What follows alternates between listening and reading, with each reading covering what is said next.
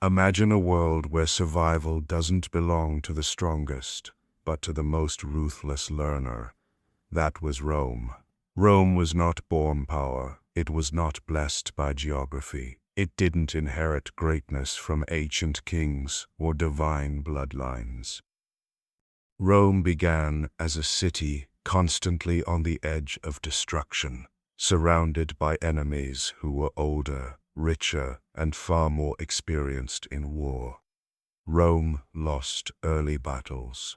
Rome was humiliated. Rome was occupied. And every time, Rome watched carefully. Because Rome's real strength was never courage or brutality. It was memory. While other civilizations celebrated victory, Rome analyzed failure. Every defeat was recorded. Every mistake was studied. Rome asked a dangerous question that most societies avoid. Why did we lose? And then it changed everything. Rome didn't fight wars for honor. It fought to win. By any method that worked. If an enemy had a better formation, Rome copied it. If an enemy used smarter weapons, Rome improved them. If an enemy fought unfairly, Rome fought worse. This mindset carried Rome through disaster after disaster. Then came one of the darkest moments in Roman history. An enemy marched deep into Roman territory, slaughtered Roman armies, and humiliated the Republic on its own soil. Fear spread. Allies doubted Rome. Enemies sensed weakness.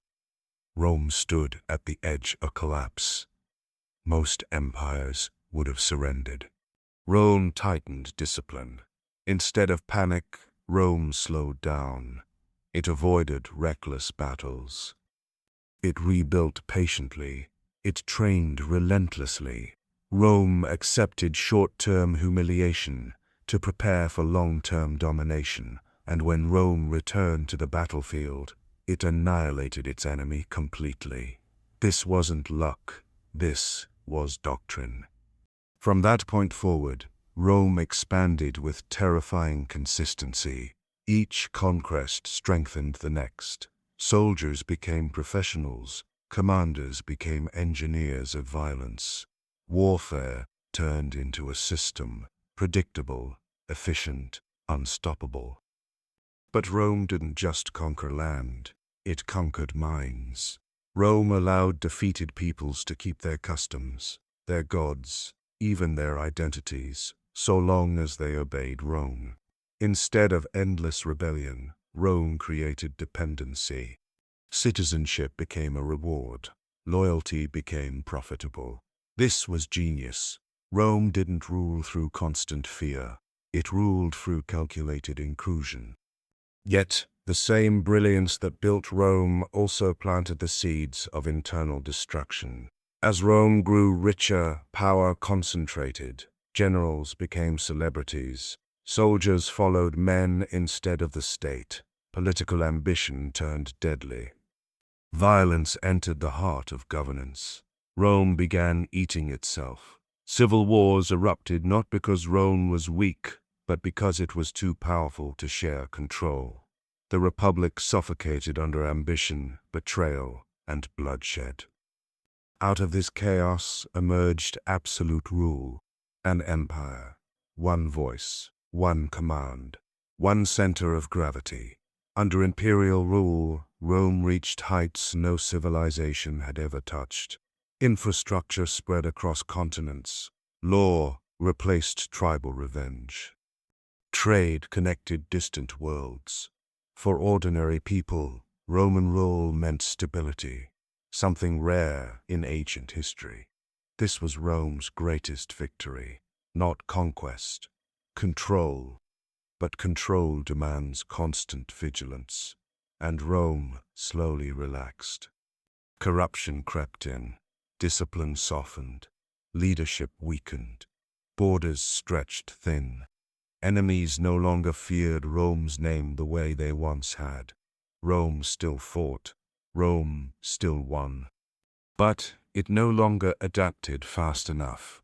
Pressure came from all sides: economic strain, internal decay, external threats. Rome fractured, divided, and eventually lost control of its vast territories. To many, this was the end. But Rome had one final victory left: legacy. Its systems survived its armies. Its laws outlived its emperors. Its ideas rebuilt new civilizations. Rome became the foundation others stood on, even when they claimed Rome was gone. This is why Rome still fascinates us, because Rome proves something uncomfortable: that morality doesn't build empires, adaptation does.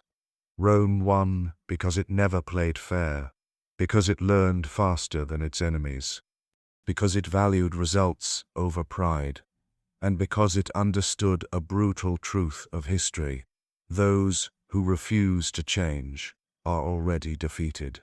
Rome changed again and again, until the world itself bent around it. And even after its fall, the world never truly escaped Rome. Unlock the secrets of Rome. Follow for more.